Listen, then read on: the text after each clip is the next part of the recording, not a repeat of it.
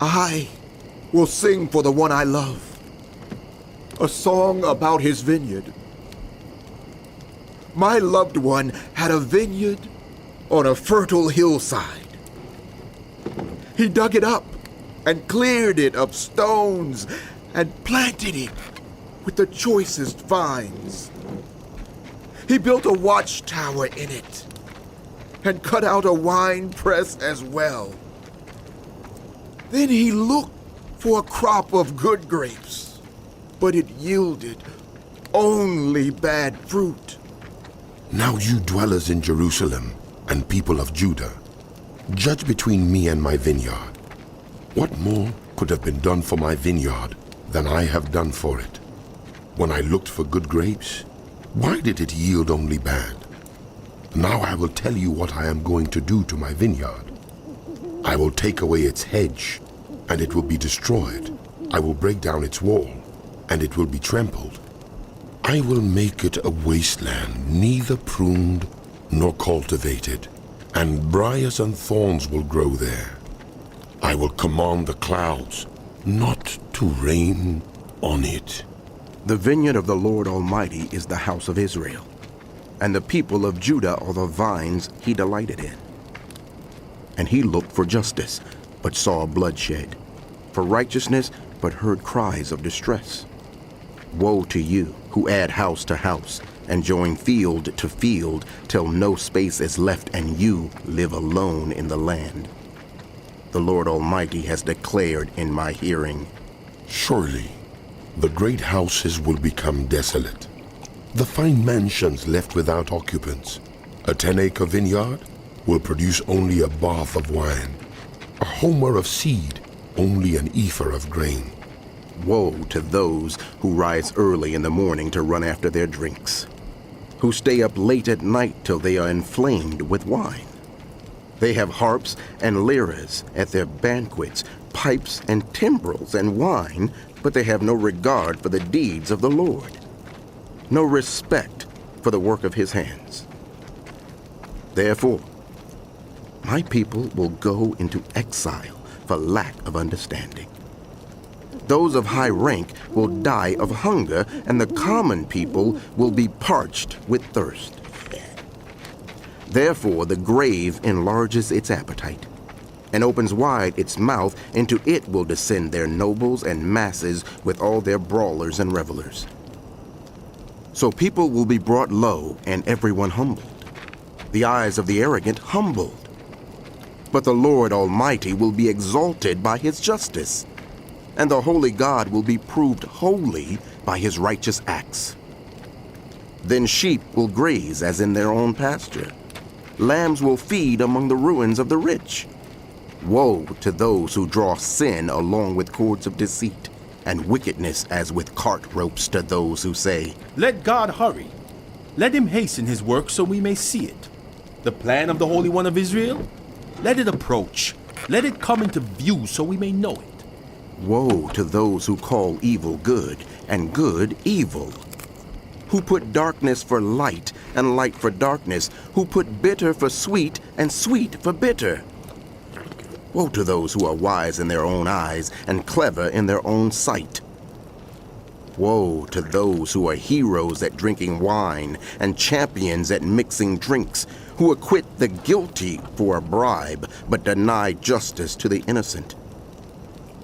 Therefore, as tongues of fire lick up straw, and as dry grass sinks down in the flames, so their roots will decay, and their flowers blow away like dust, for they have rejected the law of the Lord Almighty, and spurned the word of the Holy One of Israel.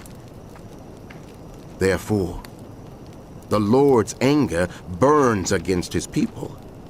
His hand is raised, and he strikes them down. The mountains shake, and the dead bodies are like refuse in the streets. Yet for all this, his anger is not turned away. His hand is still upraised. He lifts up a banner for the distant nations. He whistles for those at the ends of the earth. Here they come, swiftly and speedily. Not one of them grows tired or stumbles. Not one slumbers or sleeps. Not a belt is loosened at the waist. Not a sandal thong is broken. Their arrows are sharp. All their bows are strong. Their horses' hooves seem like flint. Their chariot wheels like a whirlwind. Their roar is like that of the lion. They roar like young lions. They growl as they seize their prey and carry it off with no one to rescue. In that day, they will roar over it like the roaring of the sea. And if one looks at the land, there is only darkness and distress. Even the sun will be darkened by clouds. In the year that King Uzziah died, I saw the Lord seated on a throne, high and exalted, and the train of his robe filled the temple. Above him were seraphs, each with 6 wings. With 2 wings they covered their faces, with 2 they covered their feet, and with 2 they were flying. And they were calling to one another, Holy, holy! Holy is the Lord Almighty! The whole earth is full of His glory. At the sound of their voices, the doorpost and thresholds shook, and the temple was filled with smoke. Woe to me, I cried. I am ruined. For I am a man of unclean lips, and I live among a people of unclean lips. And my eyes have seen the King, the Lord Almighty. Then one of the seraphs flew to me with a live coal in his hand, which he had taken with tongues from the altar. With it he touched my mouth and said, See, this has touched your lips. Your guilt is taken away, and your sin atoned for. Then I heard the voice of the Lord saying, Whom shall I send, and who will go for us? And I said, Here am I, send me. He said, Go and tell this people, be ever hearing, but never understanding. Be ever seeing, but never perceiving. Make the heart of this people calloused. Make their ears dull, and close their eyes. Otherwise, they might see with their eyes, hear with their ears, understand with their hearts, and turn and be healed. Then I said, For how long, Lord? And he answered, Until the cities lie ruined and without inhabitant, until the houses are left deserted, and the fields ruined and ravaged, until the Lord has sent everyone far away, and the land is utterly forsaken. And though 1/10 remains in the land, it will again be laid waste. But as the terebinth and oak leaf stumps when they are cut down, so the holy seed will be the stump in the land. When Ahaz, son of Jotham, the son of Uzziah, was king of Judah, King Rezin of Aram and Pekah, son of Remaliah, king of Israel, marched up to fight against Jerusalem, but they could not overpower it. Now the house of David was told, Aram has allied itself with Ephraim. So the hearts of Ahaz and his people were shaken, as the trees of the forest are shaken by the wind. Then the Lord said to Isaiah, Go out, you and your son Shear-Jashub, to meet Ahaz at the end of the aqueduct of the upper pool, on the road to the launderer's field. Say to him, Be careful, keep calm, and don't be afraid.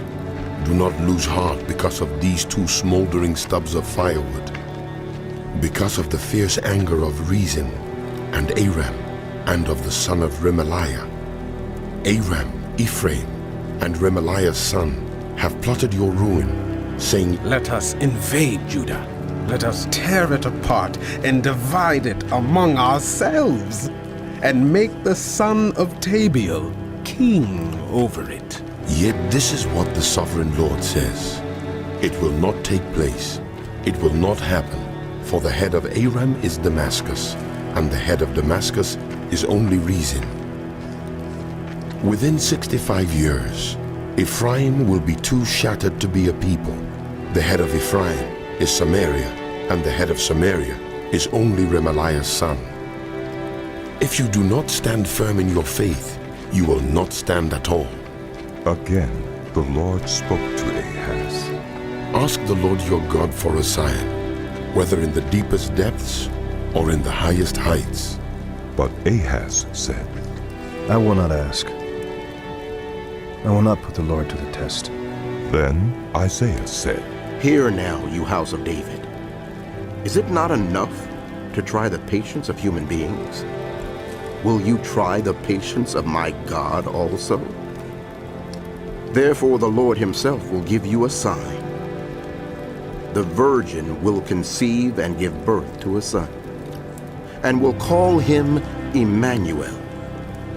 He will be eating curds and honey when he knows enough to reject the wrong and choose the right. For before the boy knows enough to reject the wrong and choose the right, the land of the two kings you dread will be laid waste. The Lord will bring on you and on your people and on the house of your father a time unlike any since Ephraim broke away from Judah. He will bring the king of Assyria. In that day, the Lord will whistle for flies from the Nile Delta in Egypt, and for bees from the land of Assyria. They will all come and settle in the steep ravines and in the crevices in the rocks, on all the thorn bushes and at all the water holes. In that day, the Lord will use a razor hired from beyond the Euphrates River, the king of Assyria, to shave your head and the hair of your legs, and to take off your beards also. In that day, a person will keep alive a young cow and 2 goats, and because of the abundance of the milk they give, there will be curds to eat. All who remain in the land will eat curds and honey. In that day, in every place where there were 1,000 vines worth 1,000 silver shekels, there will be only briars and thorns. Hunters will go there with bow and arrow, for the land will be covered with briars and thorns. As for all the hills once cultivated by the hoe, you will no longer go there for fear of the briars and thorns. They will become places where cattle are turned loose and where sheep run. The Lord said to me, Take a large scroll and write on it with an ordinary pen, Maher-shalal-hash-baz. So I called in Uriah the priest and Zechariah, son of Jeberechiah, as reliable witnesses for me. Then I made love to the prophetess, and she conceived and gave birth to a son. And the Lord said to me, Name him Maher-shalal-hash-baz. Before the boy knows how to say my father or my mother, the wealth of Damascus and the plunder of Samaria will be carried off by the king of Assyria. The Lord spoke to me again. Because this people has rejected the gently flowing waters of Shiloah, and rejoices over Rezin and the son of Remaliah, therefore the Lord is about to bring against them the mighty floodwaters of the Euphrates, the king of Assyria with all his pomp. It will overflow all its channels, run over all its banks, and sweep on into Judah, swirling over it, passing through it, and reaching up to the neck. Its outspread wings will cover the breadth of your land, Emmanuel. Raise the war cry, you nations, and be shattered. Listen, all you distant lands. Prepare for battle and be shattered. Prepare for battle and be shattered. Devise your strategy, but it will be thwarted. Propose your plan, but it will not stand, for God is with us. This is what the Lord says to me, with his strong hand upon me, warning me not to follow the way of this people. Do not call conspiracy everything this people calls a conspiracy. Do not fear what they fear, and do not dread it. The Lord Almighty is the one you are to regard as holy. He is the one you are to fear. He is the one you are to dread. He will be a holy place for both houses of Israel. He will be a stone that causes people to stumble, and a rock that makes them fall. And for the people of Jerusalem, He will be a trap and a snare. Many of them will stumble. They will fall and be broken. They will be snared and captured. Bind up this testimony of warning and seal up God's instruction among my disciples. I will wait for the Lord, who is hiding his face from the house of Jacob. I will put my trust in him. Here am I, and the children the Lord has given me. We are signs and symbols in Israel from the Lord Almighty who dwells on Mount Zion. When someone tells you to consult mediums and spiritists, who whisper and mutter, should not a people inquire of their God? Why consult the dead on behalf of the living? Consult God's instruction and the testimony of warning. If anyone does not speak according to this word, they have no light of dawn. Distressed and hungry, they will roam through the land. When they are famished, they will become enraged, and looking upward will curse their king and their God.